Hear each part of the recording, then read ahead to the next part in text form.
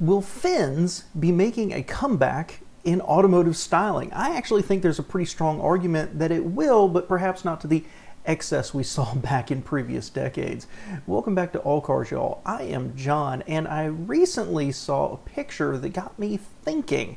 Now, of course, fins became a stylistic element many decades ago, and there's basically an automaker race to see who could do the larger, the bigger, the more audacious fins to style their car.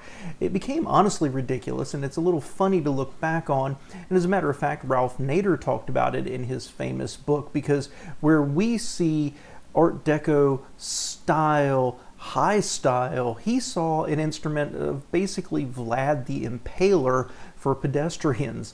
And thankfully, they eventually went away. Now, over decades, there was always vestigial fins on some specific models. They were always kind of there for a style element. But I think they're going to make a comeback, a modest comeback, for aerodynamics. And the reason I'm thinking this is because of the new Lexus UX Hybrid. Now, this is based on the Corolla or the Prius. It's a hybrid. It's the entry-level Lexus. But if you look at the rear tail lights, they have a little vestigial fin on them.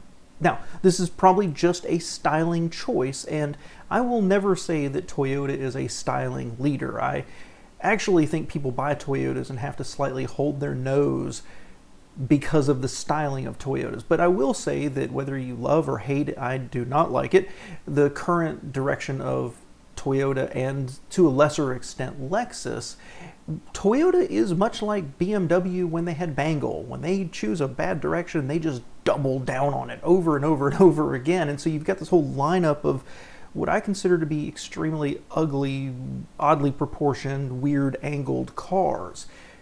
But I will also say that I think very quietly and on the down low, Toyota is a leader in aerodynamics on cars. They don't really talk about it. I think all manufacturers are doing a tremendous amount of work because they're trying to get every last bit of efficiency out of the powertrain and out of drag from their cars. But I think Toyota is just a little bit of a cut above it. One of the things is I saw an article probably about a week ago, and if you look at some Toyotas on the tail lights typically, or even on the front lights, they have these little plastic nubs that stick out. They call them shark fins, and these are actually for aerodynamics. They help break the air up as it flows down the side of the car. Just a little tiny thing that Toyota's doing. Well, when you look at this UX Hybrid in a certain angle, it obviously is directing the air back towards the back of the car. You can see it very clearly right here.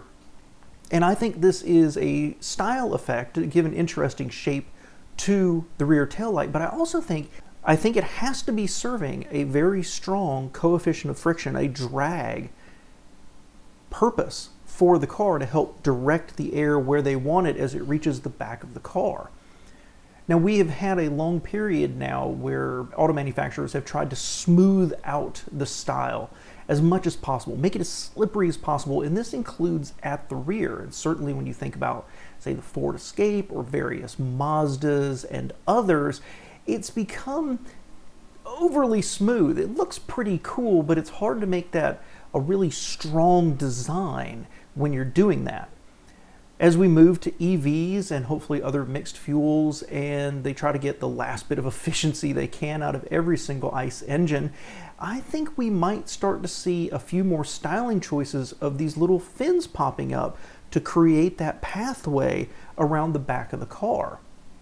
Consider the number of cars that have some kind of functional opening in the front fascia that directs air where they want it to go, over the brakes or around or up and through the actual hood arrangement.